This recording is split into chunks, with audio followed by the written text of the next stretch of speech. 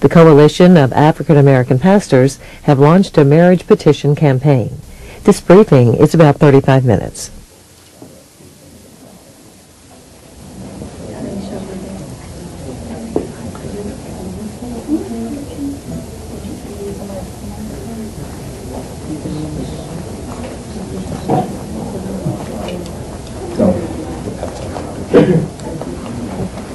I want to thank all of you for coming out for this news conference today. My name is William Owens. I'm the founder and the president of the Coalition of Afro-American Pastors. I'm standing with my wife and our baby, Dr. Deborah Owens, my son, Reverend William Owens, and all of the pastors that are with us, Bishop Harry Jackson, all of the pastors that are with us today. They came in support of our effort to save the family. That marriage should be between a man and a woman. The time has come for a broad-based assault against the powers that be that want to change our culture to one of men marrying men and women marrying women. We wrote the President and Mr. Holder May the 2nd, requesting an audience with him to discuss this very issue. He has not given us a courtesy of any reply. The Coalition of Afro-American Pastors consists of 3,742 African-American pastors, and he has totally ignored us. He has not given us the pleasure of even answering our request, which is very discourteous and unprofessional, first of all. Also, the President has ignored the black community because he feels he has us in his pocket. Well, we are not in his pocket. And because he's black, we refuse to give him a pass. We will announce a program very soon called the Mandate for Marriage. And I've asked my son, William, Bishop Nowlin of Los Angeles, California, to head that group up where we're going across this country asking people to support us in our efforts to save the family. With all of the challenges and the problems facing the African-American community, we are lowest in the scores in education of any group in America. We have fewer jobs. The prisons are full of African-American men. There are more men in prison than in college. Go to any courtroom USA each day and you will see those courts full of black men on their way to prison. But they have chosen something to cater to the homosexual community, to cater to Hollywood, to cater to the big-moneyed people. They have chosen that course and just ignored the people that put the President where he is. The President is in the White House because of the Civil Rights Movement, and I was a leader in that movement. And I didn't march 1 inch, 1 foot, 1 yard for a man to marry a man and a woman to marry a woman. So the President has forgotten the price that was paid, where people died, where they suffered, where they gave their blood to have equal rights in the United States. And for the homosexual community and for the President to bow to the money, as Judas did with Jesus Christ, is a disgrace, and we are ashamed. We will not take it back. We will not back down, that we are going to take action across this country to change the course that this President is carrying us in. As an example, some people are saying because of the position that Chick-fil-A is taking, they don't want them in their cities. It's a disgrace. It's the same thing that happened when I was marching for civil rights, when they didn't want a black to come into their restaurant. They didn't want us staying in their hotels. Now they're saying because we take a Christian position, they don't want us in their cities. Well, we won't take it. We will stand up, and they will learn that they can't do that to any people. By destroying religion, by destroying the family, it won't happen on our watch. We will stand up. So we must employ new methods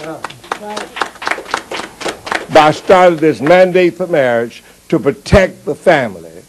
Families of all colors. Mothers, how will you feel 1 year, 10 years, 15, 20 years from now, and that little beautiful girl you reared come and tell you, Mama, Mother, I want a wedding. Father, I want a wedding. I want you to give me a wedding, and she's going to marry a woman. Your heart will be broken. So think about what you're doing by giving the president a pass in this arena, in this fight, by saying it's okay because we're black and you're black and we're going to stand you. Mr. President, I'm not going to stand with you. And there are thousands of others across this country that are not going to stand with you with this foolishness. So we would like to conclude by saying, bringing some more speakers up, that we want people to go on our website, 100,000 signatures, the number 4 marriage.com. 100,000 signatures, SIGNATURES, the number 4 marriage.com. And sign up with us to let the president know that he has not done a smart thing and it might cost him the election. He did it because of money, and he thinks that there are more black people, there are more people who are Christians, there are more people that want marriage to be right than there are homosexuals, I assure you, in this country. That's right. And I think he's going to learn that lesson. So we hope in the end, what do you hope to happen? I would hope that the president would become wise, come to his senses, and know that he has made a mistake, and we can come back together. The people who put him in office come back together and admit he made a mistake. All people make mistakes. He has made a bad mistake that will affect the history of this country. I am ashamed that the first black president chose this road, a disgraceful road. It is a disgraceful road that he chose a road to endorse same-sex. It's unnatural. It's unscriptural. It is not natural for a woman to have a woman. It's not natural for a man to have a man. If God had intended that, he'd have made a third sex. He did not do that. So we want the president to know we will oppose his position until the end, until the last day. We will oppose his position. Now I would like to present with you, my son is going to head up our Mandate for Marriage campaign that we will start this week to get across the country and get people involved. Gerald, just speak for a second. First of all, I want to thank my dad for taking such a bold and, in my opinion, a historic position. I'm proud to call him my father. I myself celebrate 27 years of marriage in October, and that's to one woman at one time. We have 4 children, 20, 22, 24, and 26, and he's led by example, and I thank God for that.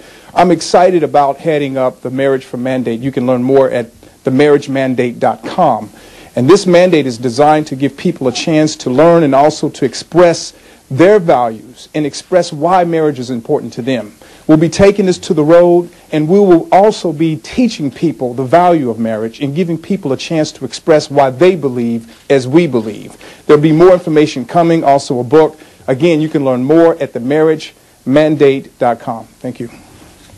Yes, sir. Thank you, William Jr. You said that President Obama condones the molestation of children. Can you please point to me when... No, I didn't say that.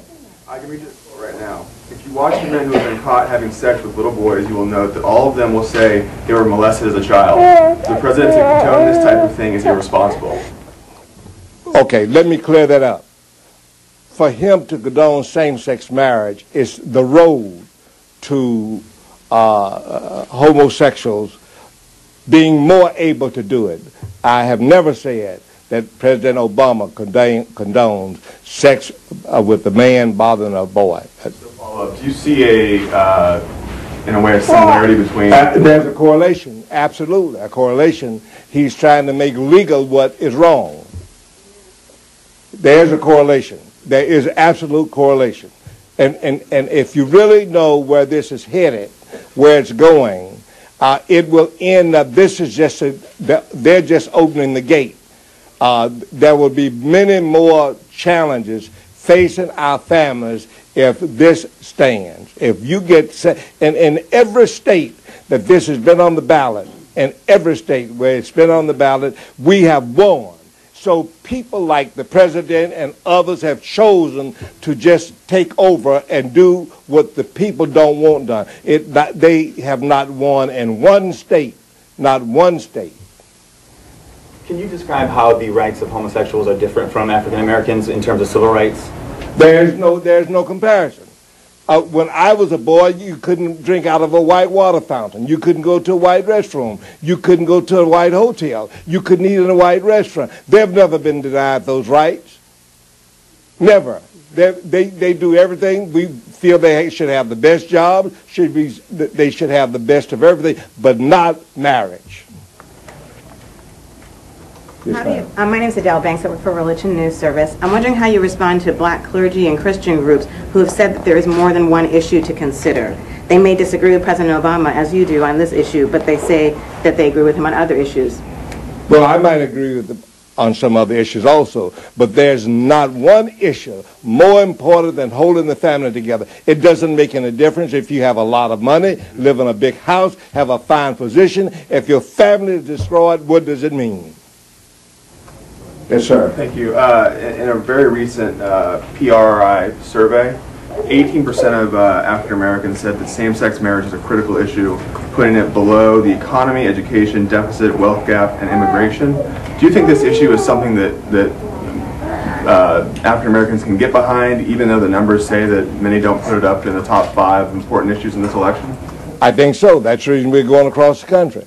The same question would have been asked in the civil rights movement. I was a junior pastor in 1957, and we went to a restaurant. We had to go to the back door and carry the food out. And the pastor stood in that back little room where we were waiting for our food and said, your grandchildren will never be able to go in the front door of this restaurant. 7 years later, we were going in the front door. So we can revolutionize. We can make a difference if we join together. Follow up. So a goal of yours would be to see that number, that 18% number of African Americans become higher, who put it as a critical issue. Absolutely. That's possible. I know it's possible. We're going to work very hard. Now, why do you think that's not the case now? Because we haven't been out there doing what we're doing now. They have heard only one side. Is the African American community not aware of this? This is against their religious beliefs or values, or you need to go out and explain that? I think they must be aware every time it has been voted on. The African American community has overwhelmingly voted against it in every state, no exception, in every state. But I think the African American community must be made aware of the damage. And I think they are just looking at the fact that he's black, really half black, half white. They're just looking at that instead of what he's doing. He has ignored us. He's not only ignored the black preachers, he's ignored the black press. When the civil rights movement was going on, the black press was the voice of the black community. Most white presses were against us. He's ignored them. He does not come to our conventions. He didn't go to the NAACP convention. The Church of which I'm a member has over 6 million members. He didn't come there. He didn't go to AME convention, but he goes to anything they want. But because he has us locked up, he doesn't have us locked up, and we're going to voice that. Oh, sorry, go ahead. Between 73 and 79% of African American children are born out of wedlock, depending on which studies you're looking at, which year it is. Do you feel that the reason for such high out of wedlock births is because the family has fallen apart because of gay marriage? No, not because of gay marriage. The family's fallen apart. One reason is we tolerate it and we don't teach against it. I had a little baby, and the mother could have had an abortion, but she didn't have the abortion. She chose to, wanted us to be the parents. Instead of our girls having abortions and children being born out of wedlock, the black, and we've addressed this before this issue came up, the black ministers must step up and say, if you don't want that little baby, there's somebody that will take good care of that little baby and love that baby, and our little baby has been the joy of our life.